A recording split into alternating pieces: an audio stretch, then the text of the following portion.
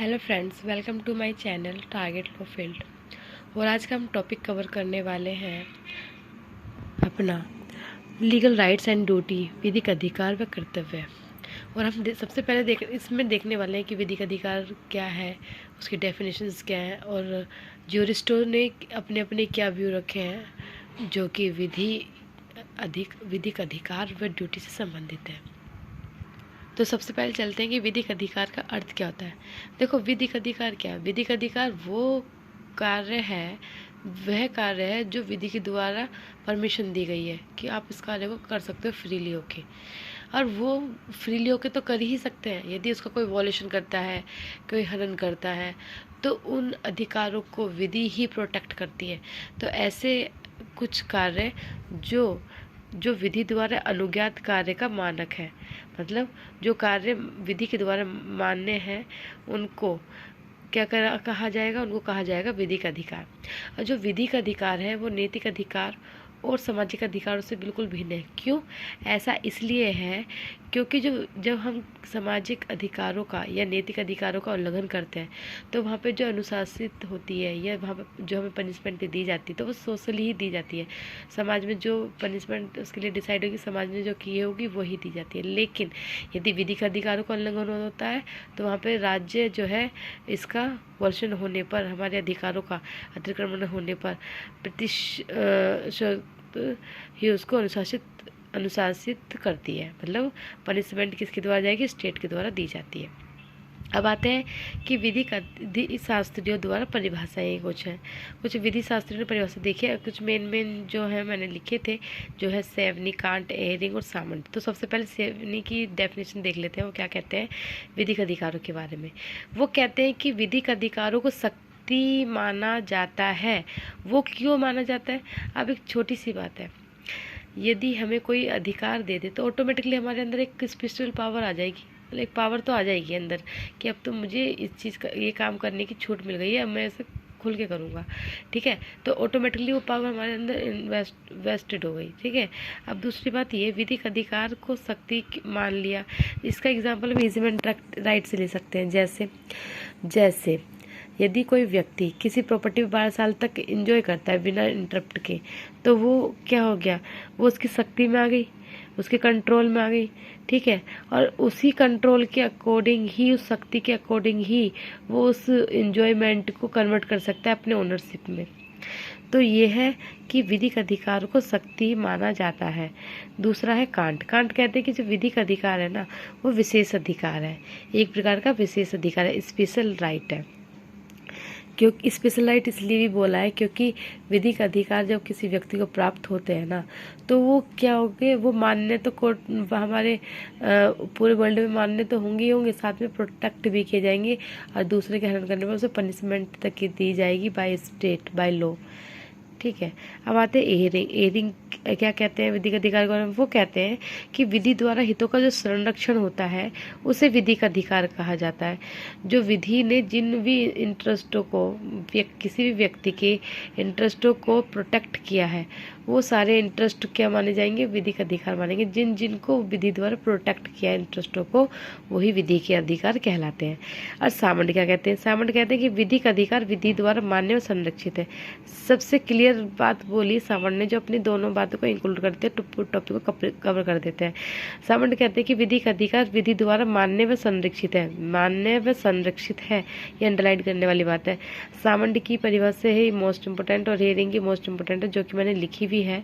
और ये पेपर के पर्पज से, जो हमारा कोई भी एग्जामिनेशन होता है उसके लिए भी बहुत ज़्यादा इम्पोर्टेंट है, क्योंकि विधिक अधिकार को उन्होंने विधि द्वारा मान्य भी बता दिया और संरक्षित भी बता दिया। हम जब से यही तो बात कह रहे हैं कि यदि कोई किसी व्यक्ति को अधिकार मिलते हैं, तो लो उसको क्या हनन होने पर या क्या उसका वॉल्यूशन होने पर राइट का, विधिक अधिकारों का, तो कोर्ट, एक तो वो राइट जो होंगे विधि द्वारा मान्य होंगे, पहली बात, क्योंकि लॉ ने ही उसे दिए होंगे। और यदि उन्हीं का और कोई उल्लंघन करेगा तो उसको प्रोटेक्ट भी वही करेगा। ठीक है, तो ये था हमारा डेफिनेशन। अब आते हैं विधिक अधिकारों के दो सिद्धांत हैं। अब ये दो सिद्धांत जो है ना, अपने आप में बहुत इम्पोर्टेंट है। पहला है इच्छा का सिद्धांत। इच्छा का सिद्धांत क्या बात करता है कि जो विधिक अधिकार है ना, मानव इच्छा पर डिपेंड होते हैं। चाहे वो विधिक अधिकार देने वाला हो चाहे लेने वाला, उस पर इच्छा डिपेंड करेगी। जैसे एग्जाम्पल, सोसाइटी में यदि कोई क्राइम होता है कंटिन्यू, ठीक है, और हम उसके रिगार्डिंग कोई अपना लॉ चाहते हैं, जैसे मूव लॉन्चिंग देख लो, आप उसको एक्ट का देख लो, NDPS देख लो, ठीक है, डोमेस्टिक वायलेंस देख लो। तो इस सोसाइटी की डिमांड होती है, इच्छा होती है कि हमारे पास ये कानून होना चाहिए जिससे कि इस पे लगाम लगाई जाए इन क्राइम पर, या पकड़ में आए ये, और फिर क्या करते हैं, इनका कोई सोल्यूशन निकले। और जो व्यक्ति इनका वॉल्यूशन करता है या जो काम करने के लिए नेगेटिवली उसे मना किया गया है नेगेटिव वे में, और उसको करता है तो उसको पनिश किया जाए। तो इच्छा के सिद्धांत यही है। और दूसरा इसी समर्थक जो हैं वो है Austin, Holland, Pollock, Holmes, Locke, होमो, पुस्ता आदि। ये कुछ विचारक हैं जिन्होंने इच्छा के सिद्धांत को सपोर्ट करा है, अपने सभी ने इच्छा के सिद्धांत को मेन माना है। दूसरा हित का सिद्धांत। हित के सिद्धांत का जो मेन ज्यूरिस्ट है, जो विधि शास्त्री, वो है एरिंग। एरिंग कहते हैं कि अधिकार का आधार हित है, ना कि इच्छा। कहते हैं कि जो हमें विधिक अधिकार मिलते हैं ना, वो हमारे इंटरेस्ट बेस्ड होते हैं, ना कि हमारे किसी की इच्छा पर होते हैं, ठीक है। वो कहते हैं यदि किसी व्यक्ति का इंटरेस्ट है ना, तभी वो क्या होगा, विधिक अधिकार उसे ऑटोमेटिकली मिल जाते हैं, वो ये बात कहते हैं। अब देखा जाए तो दोनों सिद्धांत अपने आप में बहुत ज़्यादा इम्पोर्टेंट है। इनका नाम जो समर्थक है और जो उनके सिद्धांत की जो उन्होंने डिफाइन किया है, उनका नाम पूछ लिया जाता है पेपर में। तो दोनों ही सिद्धांत जो है पूर्णतः अलग नहीं है, क्योंकि एक दूसरे के से जुड़े हुए हैं, एक दूसरे को पूर्ण करते हैं, ठीक है। क्योंकि एक तो एक तत्व की बात करता है, दूसरे तत्व की बात करता है, इसलिए दोनों एक दूसरे से जुड़े हुए हैं और अलग अलग नहीं किया जा सकता है। अब आ जाते हैं हम विधिक अधिकार के आवश्यक तत्व। आवश्यक तत्व का मतलब होता है कि किसके चीज़ से कोई चीज़ बनी होती है, वो तत्व क्या है आवश्यक। तो इंग्रेडिएंट क्या है। तो विधिक अधिकार, यदि हम किसी को देखना चाहते हैं कि किसी व्यक्ति के पास विधिक अधिकार है या नहीं, तो हम इन चारों चीज़ों को जरूर देखेंगे। क्या कोई भोक्ता है, धारक है। धारक नियत भी हो सकता है, अनियमित भी हो सकता है, मतलब फिक्स्ड भी हो सकता है, नॉट फिक्स्ड भी हो सकता है, ठीक है। दूसरा, वो कोई कार्य करने की उसमें शक्ति हो, या कोई कार्य करने का उसके अंदर एक पावर हो, ठीक है, कार्य कर सकता हो। दूसरा, प्रवृत्ति, दूसरे को कार्य करने से रोक सकता हो, ठीक है। तीसरा, अधिकार का विषय होना ही चाहिए, या कोई संबंधित वस्तु होना चाहिए। जिस विधिक अधिकार की हम बात कर रहे हैं उसको संबंधित एक विषय होना ही चाहिए। चौथा है आवद्ध व्यक्ति होना चाहिए, प्रभावित व्यक्ति, मतलब अधिकार जब किसी व्यक्ति को मिलते हैं तो सामने वाला व्यक्ति उन अधिकारों के संबंध में कर्तव्यनिष्ठ होता है, मतलब वो उन कर्तव्यों का पालन करता है। यदि किसी व्यक्ति ए के पास तो राइट होंगे और बी के पास क्या होंगे, हमारे ड्यूटी होंगे, ठीक है। यदि बी के पास ड्यूटी राइट है तो ए के पास ड्यूटी होंगी। तो ये हमेशा क्रॉस में चलती है चीज़ें। अब आते हैं सामंत के अधिकार के 4 विभिन्न प्रकार हैं। वो कहते हैं कि सामंत की विधिक अधिकार के 4 विभिन्न प्रकार कौन से हैं। ये अधिकार, पहला है अधिकार, ठीक है। वो ये भी कहते हैं कि जहाँ अधिकार होगा वहाँ कर्तव्य होगा। जहाँ स्वतंत्रता है वहाँ अधिकारहीनता होगी। अधिकारहीनता इसलिए हो जाती है, जहाँ स्वतंत्रता होगी वहाँ पर वो फ्रीली होकर काम करेगा। दूसरा, एक अधिकार उसे हो जाता है कि ये काम तो मैं कर सकता हूँ, मुझे स्वतंत्रता है ये वो, लेकिन स्वतंत्रता पूर्णतः किसी व्यक्ति में निहित नहीं होती है। हमेशा समाज के अकॉर्डिंग और टाइम के अकॉर्डिंग उस पर कुछ बाउंडेशन लगाई जाती है, इसलिए बोला है कि अधिकारहीनता है। या जहाँ स्वतंत्रता होगी वहाँ अधिकारहीनता होगी, क्योंकि कहीं ना कहीं स्वतंत्रता पर भी पूर्णतः ना होकर वो उसमें कुछ रिस्ट्रिक्शंस होते हैं। तीसरा, शक्ति, जहाँ शक्ति होगी, हम कह रहे थे ना कि विधिक अधिकार कैसा, जो कि उन्होंने बोला था सेवलिन ने कि विधिक अधिकार शक्ति है, तो जहाँ शक्ति होगी वहाँ दायित्व होगा या अधीनता होगी, मतलब जहाँ किसी व्यक्ति में पावर होगी और वहाँ पे दूसरा व्यक्ति क्या होगा, दायित्वहीन होगा, जैसे राजा महाराजा प्लस उसकी प्रजा। फिर है उन्मुक्ति, जहाँ उन्मुक्ति होगी वह नियोगिता होगी, और उन्मुक्ति का मतलब होता है दायित्व का बिल्कुल भ्रम होता है, ठीक है, शक्ति से ही संबंधित है। अब इसी कॉन्सेप्ट को जो कि अधिकार संबंध सामान्य ने दिया है कि अधिकार है तो कर्तव्य है, स्वतंत्रता है तो अधिकारहीनता है, शक्ति है तो दायित्व है, और उन्मुक्ति है तो नियोगिता। इसी कॉन्सेप्ट को आगे बढ़ाया है इन दो जूरिस्टों ने, कॉक्रेक और हॉफेल्ड ने। इन्होंने क्या बात बोली? अरे इन्होंने बस दावे संबंधी बात को ही रखा है और कुछ नहीं। उन्होंने सेम चीज़, बस इन्होंने एक अपना लाइक का डेमो प्रोजेक्ट टाइप का बना के रखा है, जैसे कि अधिकार है तो कर्तव्य है, स्वतंत्रता है तो अधिकारहीनता है, शक्ति है तो अधीनता है, उन्मुक्ति है तो नियोगिता है। अब चलते हैं अपने विधिक अधिकार को वर्गीकरण। वर्गीकरण मतलब टाइप भी देख सकते हैं कि कितने टाइप में बटे हुए हैं ये हमारे विधिक अधिकार। तो पहला है पूर्वगामी या उपचारी अधिकार।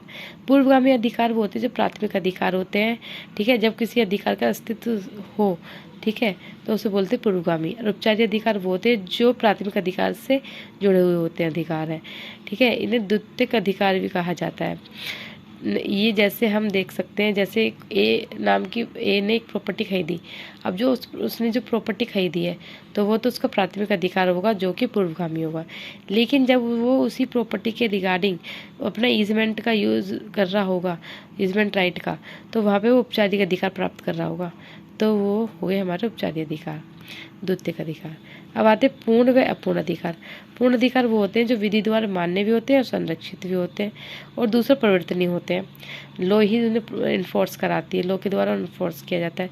लेकिन अपूर्ण अधिकार वह अधिकार होते हैं जो मान्य तो बाय लॉ होते हैं, लेकिन वो अपरिवर्तनीय होते हैं, उनका परिवर्तन नहीं किया जा सकता। जैसे हम यहाँ पे फंडामेंटल राइट और डीपीएसपी को रख कर देख सकते हैं, क्योंकि पूर्ण अधिकार कौन सा? फंडामेंटल राइट हमारे पूर्ण अधिकार है, ठीक है, परिवर्तनीय भी है, मान्य भी है बाय लॉ। लेकिन अपूर्ण अधिकार हमारे मान्य तो होते हैं, लेकिन कैसे होते हैं? परिवर्तनीय नहीं। डीपीएसपी नीतिक है ना, जो कि हम अपने उन्हें बाइकॉट एनफोर्स नहीं करा सकते। सकारात्मक अधिकार, नकारात्मक अधिकार, जो पॉजिटिव वे में अधिकार मिले गए हैं वो हमारे हो गए सकारात्मक, और जो नेगेटिव वे में हमें दिए हैं वो हो गए हमारे नकारात्मक अधिकार। वो एक होता है सर्वबंधी अधिकार, एक होता है व्यक्तिबंधी अधिकार।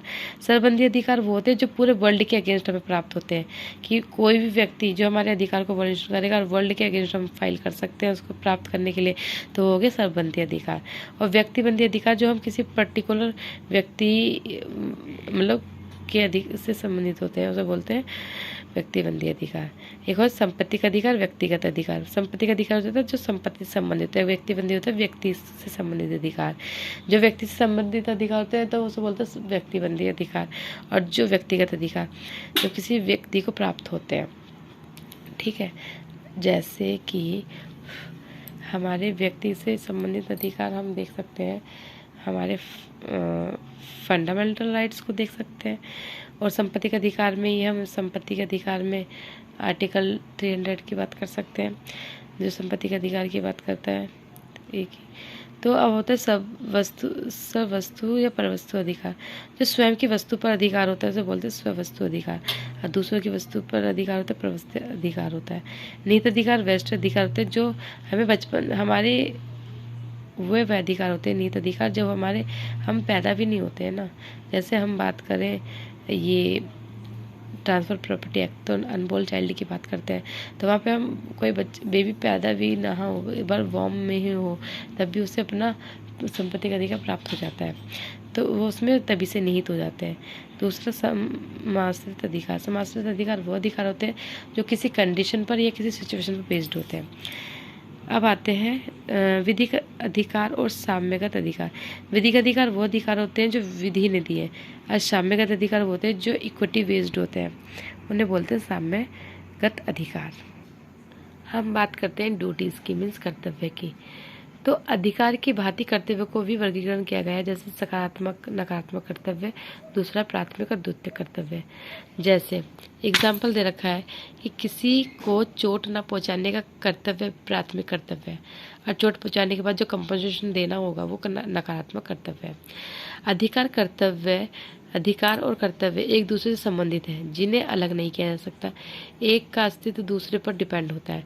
जैसे पिता के बिना संतान और संतान के बिना पिता नहीं हो सकता, उसी प्रकार अधिकार और कर्तव्य एक दूसरे से जुड़े हुए हैं। दूसरा है, एक होता है निक्षेप कर्तव्य। निक्षेप कर्तव्य कौन सा होता है कि जो बिना अधिकार के कर्तव्य होते हैं, है ना, ऐसे कर्तव्य जो बिना अधिकार के होते हैं, ओनली वहाँ पे कर्तव्य कर्तव्य होता है, अधिकार नहीं होता है, तो उसे बोलते हैं निक्षेप अधिकार, निक्षेप कर्तव्य।